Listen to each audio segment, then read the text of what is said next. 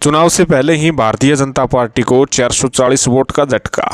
जी हाँ, इस वक्त की खास रिपोर्ट है, ध्यान से इस वीडियो को शुरू से अंत तक देखिएगा। चैनल को जरूर सब्सक्राइब कीजिएगा। जैसे कि आपको पता है कि चुनाव आयोग ने हरियाणा में 1 अक्टूबर को वोटिंग तो 4 अक्टूबर को मतगणना की घोषणा की थी। उसके बाद भारतीय जनता पार्टी ने चुनाव आयोग से गुजारिश की थी कि मतदान की तिथि में बदलाव किया जाए। इसके प्रति उन्होंने 2 बड़े कारण भी बताए थे। आपको बता दें कि भारतीय जनता पार्टी के प्रदेश अध्यक्ष मोहनलाल बड़ौली ने निर्वाचन आयोग को खत लिखते हुए कहा था कि प्रदेश के अनेक परिवारों द्वारा इस लंबे अवकाश के कारण प्रदेश से बाहर जाने की प्रबल संभावना है, इसलिए निश्चित ही मतदान प्रतिशतता में कमी आएगी।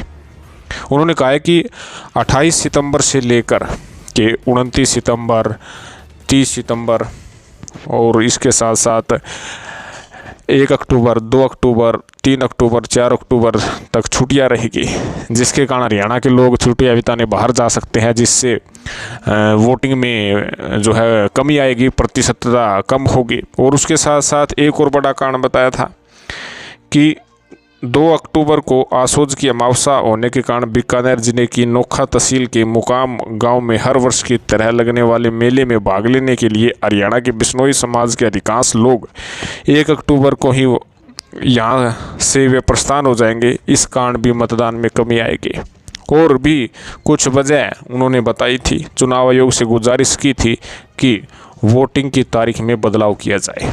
उसके बाद तरह तरह की टिप्पणियां आने लगी कि चुनाव आयोग या तो 6 दिन लेट चुनाव कर सकता है या 6 दिन पहले चुनाव कर सकता है। मंगलवार को चुनाव आयोग की अहम बैठक आयोजित हुई। इस पर चर्चा की गई, लेकिन भारतीय जनता पार्टी को तब बड़ा झटका लगा कि चुनाव आयोग ने किसी प्रकार का कोई फैसला नहीं सुनाया। बताया जा रहा है कि चुनाव आयोग ने जो चुनावी शेड्यूल जारी किया था, जो का त्यों बनाए रखेगी। 1 अक्टूबर को वोटिंग होगी और 4 अक्टूबर को मतगणना की जाएगी। तो कहीं ना कहीं जो भारतीय जनता पार्टी जो चुनाव 6 दिन लेट करवाना चाहती थी, वो हो नहीं सकी।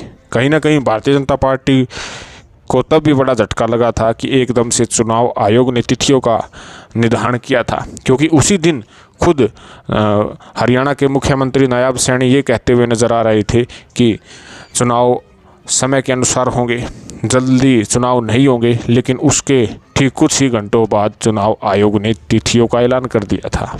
तो कहीं ना कहीं भारतीय जनता पार्टी द्वारा लिखे खत पर कोई किसी प्रकार का फैसला चुनाव आयोग ने नहीं सुनवाया है। हालांकि जब से भारतीय जनता पार्टी ने जो है चुनाव की तिथि बदलने की जो प्रक्रिया की थी, उसके बाद से ही विशेष तौर पर कांग्रेस और JJP party Bharatiya Janata party पर हमला कर रही थी और साफ तौर पर कह रही थी कि भारतीय जनता पार्टी चुनाव हार रही है।